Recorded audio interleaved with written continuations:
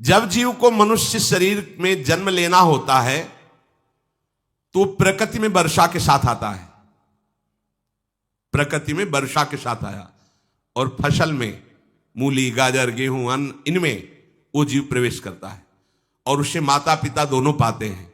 तो सप्तम धातु वीर के रूप में परिणित होता है जीव।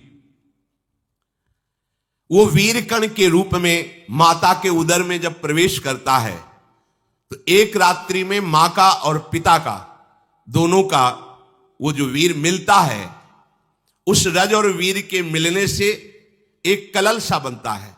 5 रात्रि व्यतीत होने के बाद एक बुदबुदा सा बनता है। 10 रात्रि व्यतीत होने के बाद एक बेर की सी आकृति होती है। फिर उसके बाद उसमें धीरे धीरे मांसपेशियां बढ़ने लगती हैं। 1 महीने में उसके सिर निकल आता है, 2 महीने में हाथ पांव अंगों का विभाग होता है, तीसरे महीने में नख, रोम, अस्थि, चर्म, स्त्री पुरुष के चिन्ह प्रकट हो जाते हैं, 4 महीने में मांसादि 7 धातुएं प्रकट हो जाती है, 5वें महीने में चेतना जागृत हो जाती है। जैसे अपने चेतना, ऐसे 5वें महीने में गर्भस्थ शिशु की चेतना जागृत हो गई। जीव है पर चेतना 5 महीने बाद मां के गर्भ में जागृत। अब उसे भूख लगती है, प्यास लगती है, वहां की तापमयी जलन, पीड़ा, छोटे छोटे कीड़ों के द्वारा काटना। 6ठे मास में झिल्ली से लपटा हुआ मां की दाहिनी कोख में कीड़े की तरह तड़पता है। उस समय माता को कड़वे और खट्टे पानी की लालसा होती है, जिससे उसके अंगों में जाकर भयंकर जलन होती है। यह है भोग। वो कृमि कीड़े की तरह तड़पता है। मलमूत्र के गड्ढे में बीच में झिल्ली में बंधा हुआ वो जीवात्मा सुकुमार तो होता है, वहां के कीड़े उसे नोचते छोटे छोटे, वो तड़पता है। माता प्रसन्न होती कि जब बच्चा हिलता है बोले है, उसकी दुर्गति हो रही, वहां भयंकर कष्ट पा रहा है। ऐसा क्लेश होता है कि क्षण क्षण में बेहोश होता रहता है। माता के खाए हुए कड़वे, तीखे, गरम, नमकीन, रूखे, खट्टे, यही पदार्थ पाने की इच्छा होती है माता, क्योंकि उसको भोग भोगना है। उसके कोमल शरीर में भयानक पीड़ा होती है जब माता ऐसे पदार्थ खाती है। गर्भाशय की झिल्ली में लिपटा हुआ, आंतों और मलमूत्र से घिरा हुआ सिर, पेट की और पीठ और गर्दन एक कुंडलाकार, ऐसे कंकण जैसा, ऐसी आकृति गर्भस्थ शिशु की होती है। पिंजड़े में बंद पक्षी के समान पराधीन, ना तो वो हिलडुल सकता है ना बोल सकता है, बड़ा असमर्थ दुख को भोग रहा है, चेतना पूरी है। इसी समय भगवान द्रवित होकर उसे ज्ञान देते हैं, गर्भस्थ शिशु को, सबको। जे उसे ज्ञान होता है तो सैकड़ों जन्म के कुकर्म उसे याद आते हैं, सैकड़ों जन्म के। ओहो, ये मेरे कर्म का ही फल, मैंने ऐसे कर्म किए इसलिए दुख भोग रहा हूं। बेचैन हो जाता है, कैसे निपट पाऊंगा, सैकड़ों जन्म के कर्म जमा है। अब महान अशांति उसके हृदय में, उस शरीर में भयंकर पीड़ा।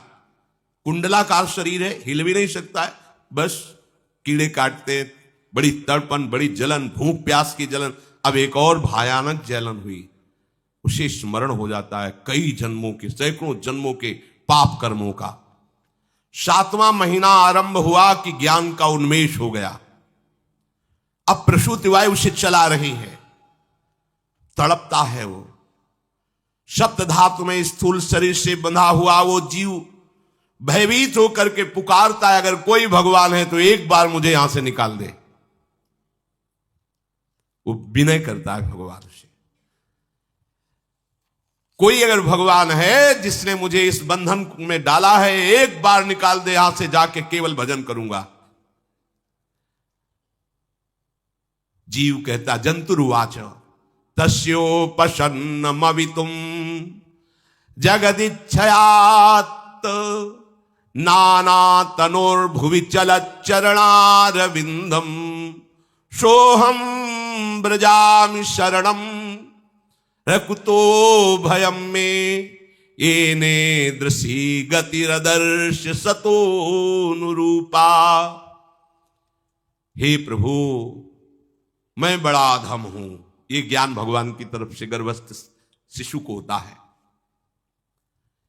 देखो स्वयं वो इतना कष्ट पा रहा है, फिर जब आप गर्भ हत्या करते हैं तो आपका पाप कितना बड़ा होगा सोचो।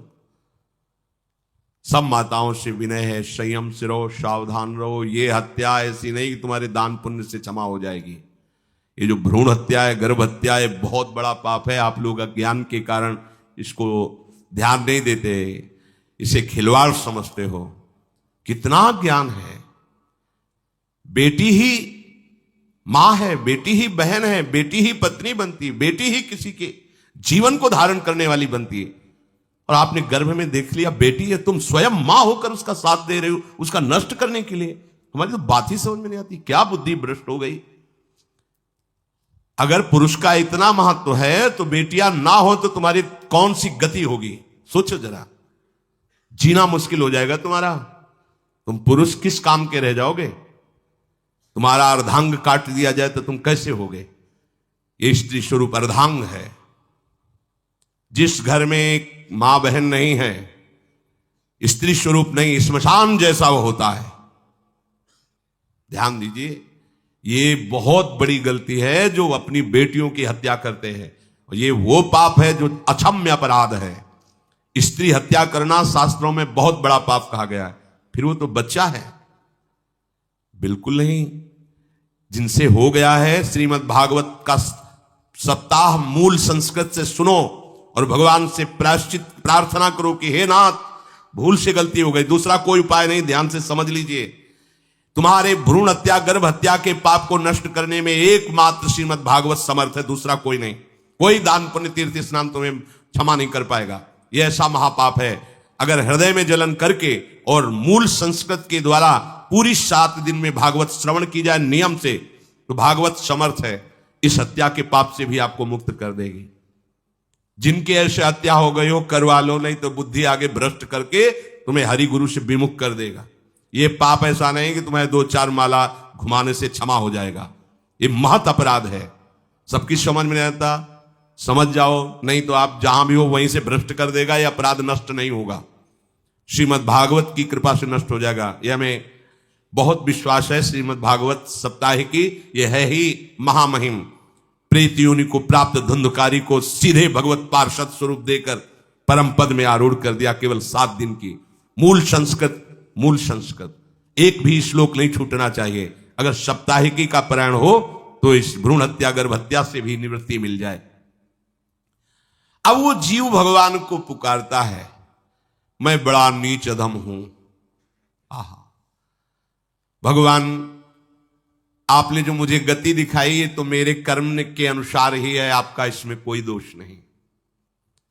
हम लोग जब कष्ट भुगते तो भगवान से कहते हैं हमने तुम्हारा क्या बिगाड़ा। भगवान ने नहीं बिगाड़ा, तू खुद देख क्या बिगाड़ लिया अपना। करो पाप आचरण। अब देखो, हमने तो जीवन में कोई पाप नहीं किया, कितने गर्भ हत्या की है, कितनी खिलवाड़ समझे हो। ये बिल्कुल भयावह चीज है, आप लोगों को नहीं। हम बार बार इसीलिए कह रहे कि भयावह वस्तु है, तुम्हें बहुत ऊंचाई से घसीट के भ्रष्ट कर देगी। बहुत होश में हो, भूल के कभी ऐसा न करना जहां तक हमारी आवाज पहुंचे, जहां तक सुनाई दे। गर्भ हत्या मत करना, संयम से रहो। इस तरह का व्यवहार मत करो कि तुम्हारा मनुष्य जन्म ही व्यर्थ चला जाए। इसमें तीनों को बराबर दंड मिलेगा, गर्भ हत्या कराने वाला, गर्भ हत्या की प्रेरणा देने वाला और गर्भ हत्या में सहयोग देने वाला। जो औषधि डॉक्टर या जो भी, तीनों को दुर्गति होगी। माता पिता प्रेरक और कर्ता। ऐसा नहीं कि आप डॉक्टर हो तो आपको गर्भ हत्या करने का अधिकार नहीं। आप डॉक्टर हो दूसरे के शरीर को स्वस्थ करके निरोग करने के लिए, हत्या करने के लिए नहीं। कोई भी हमारा संविधान ऐसा आदेश नहीं करता कि आप गर्भ हत्या कर दो। ना भागवतिक और ना भारतीय संविधान ऐसा संविधान आदेश नहीं करता। अब वो जीव कह रहा है कि प्रभु मेरे योग्य ही है आपने जो मुझे दंड दिया है। मैंने सुना है कि आपकी शरण में जो आता है आप उसकी रक्षा कर लेते हैं।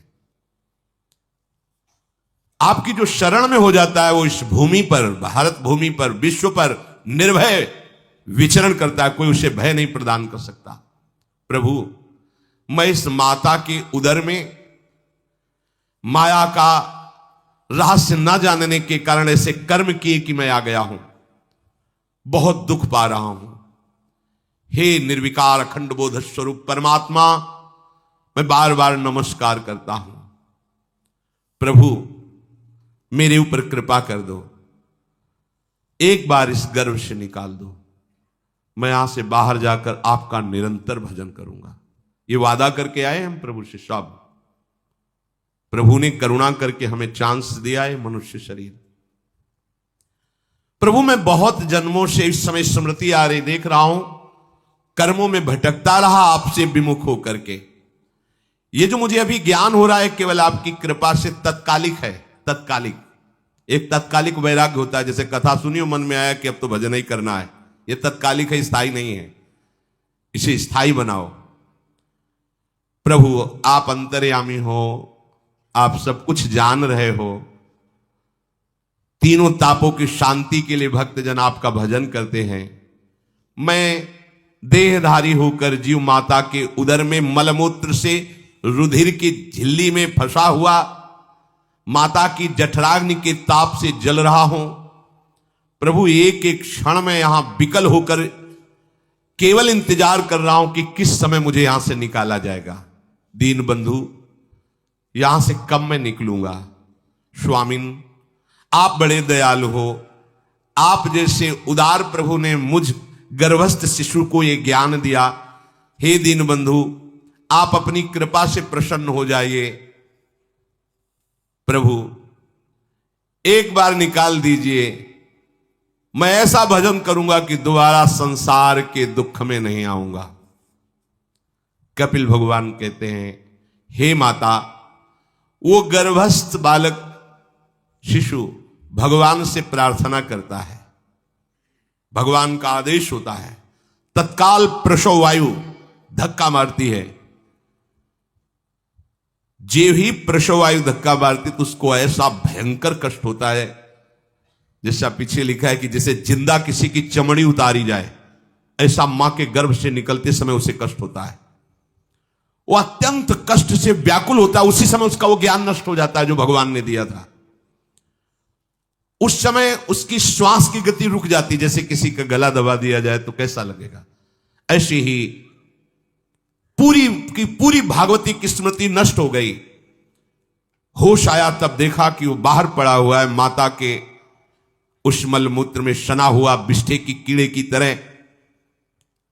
गर्भवास में जो दिव्य ज्ञान प्रकट हुआ था भगवान की कृपा से, वो सब नष्ट हो गया।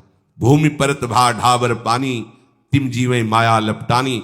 चेतन आई तो रोने लगा। वो ज्ञान कहां गया, वो ज्ञानदाता कहां गया। वो कहता कहां कहां, बोले थाली बजाओ, बच्चा हुआ है।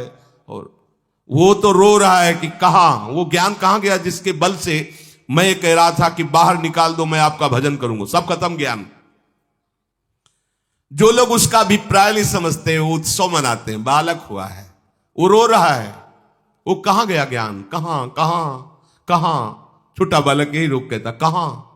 अभी जो ज्ञान उत्पन्न हुआ था, जो अभी भगवान का बोध हुआ था, वो कहां गया, कहां गया।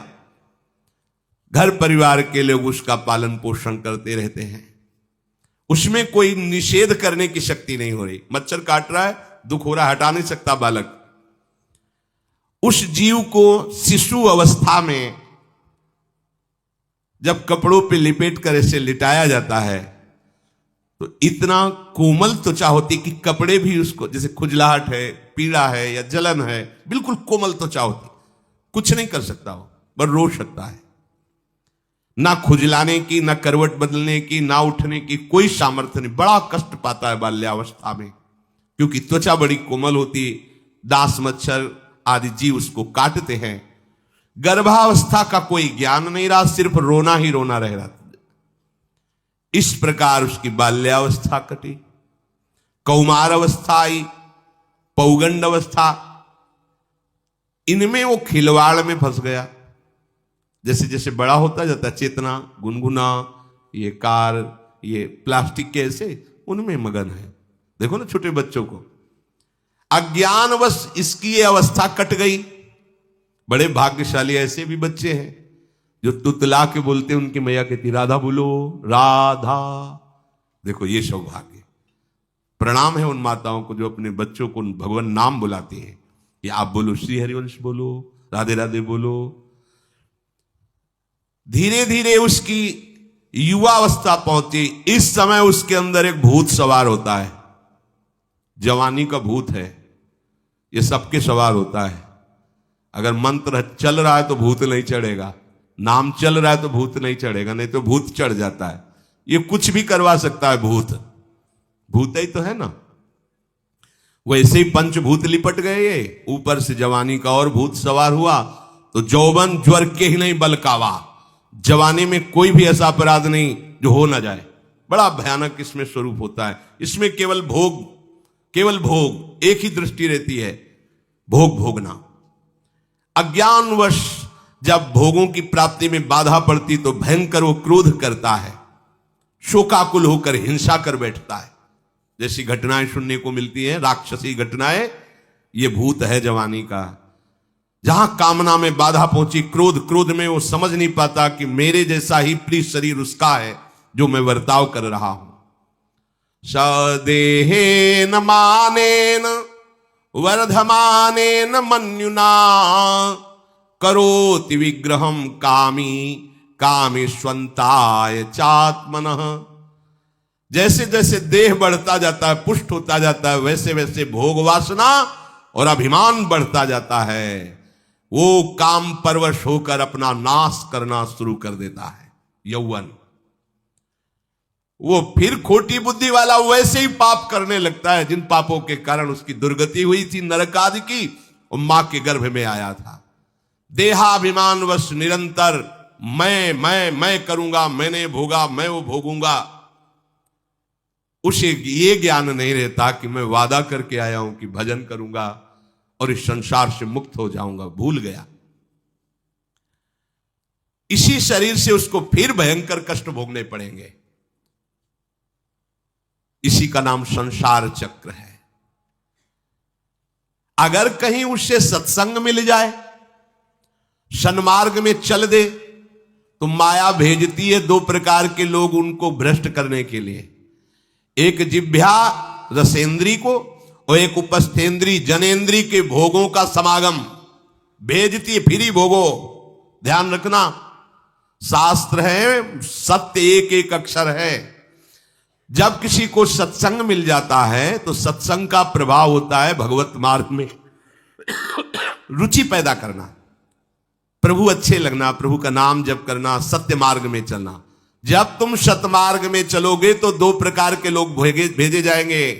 बढ़िया हलवा, बढ़िया खीर, रबड़ी, लो प्रभु, पाओ, आरोगो, रसेंद्री, और फिर जनेंद्री।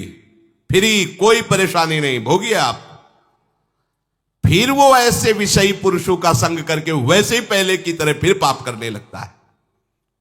बहुत होश में, बहुत होश में। इनको ऐसे लोगों का संग कराया जाता है जिससे सत्य, शौच, पवित्रता, दया, संयम, लज्जा, क्षमा, यश, मन इंद्री का संयम, ये सब सद्गुण नष्ट हो जाएं, ऐसे लोगों का संग कराया जाता है। ऐसे लोग बहुत हैं। वो आपको पैसा खर्चा करके वो आपको भोग दिलाएंगे, भोगो भैया, आप इनके लिए नहीं भगवत मार्ग में आए हो, आप प्रभु की प्राप्ति के लिए आए हो। बच्चों सावधान हो। ये देखो शास्त्र कह रहा है रसेंद्री और जनेंद्री दो की सुविधा देने वाले लोग मिल जाएंगे। अत्यंत सोचनीय, मूढ़, देहात्मदर्शी ऐसे असत पुरुषों का संग करके भ्रष्ट हो जाता है। अच्छा, वो आग लगा दिए, वो चल दिए, फिर नहीं देंगे। कुछ लोग ऐसे होते हैं कि 10 दिन अपने पैसे से आपको नशा करवाएंगे, फिर इसके बाद तुम्हें उनके पैरों में गिरना पड़ेगा, फिर मांगने से भी नहीं देंगे, पहले फिर ही देंगे। आदत बिगड़ गई। ऐसे लोग मिलेंगे, मुस्कुराएंगे, हंसेंगे, आपको गले लगाएंगे, आपको लगेगा जीवन का सार मिल गया, फिर इसके बाद जूते चलाएंगे, गली में नहीं देखने देंगे। अब तुम्हारी वृत्ति बिगड़ गई, तुम उधर ही ताको, होश में, होश में। इस जीव को किसी और के संग से ऐसा बंधन, ऐसा मोह नहीं होता जैसा कामिनियों के संग से होता है। भगवान कपिल देव जी कह रहे हैं, न तथास्य भवेन मोहो बंधश्चान्य प्रसंगतः योषित संज्ञात यथा पुरुषो यथा तत्संग संगता। कामी पुरुषों का, कामिनियों का संग जैसा परमार्थ भ्रष्ट करता है वैसा और किसी से नहीं हो सकता। इसलिए तुम इतना अपने को मत साधक समझ लो कि हमारा कौन बिगाड़ सकता है। इस चैनल स्वागत है इस चैनल में आपका। इस यहाँ तक वीडियो देखने के लिए आपका बहुत बहुत धन्यवाद। अगर इस तरह की वीडियो देखने में आपको अच्छी लगती है तो इस चैनल पर तुरंत जुड़ जाइए। यहाँ पर डेली इसी तरह के प्रेमानंद जी के सत्संग डाले जाते हैं और कथा डाले जाते हैं। इसलिए प्रेमानंद जी के सच्चे भक्त हैं तो इस चैनल पर जल्द से जल्द जुड़ जाइए। यहाँ तक वीडियो देखने के लिए आपका बहुत बहुत धन्यवाद।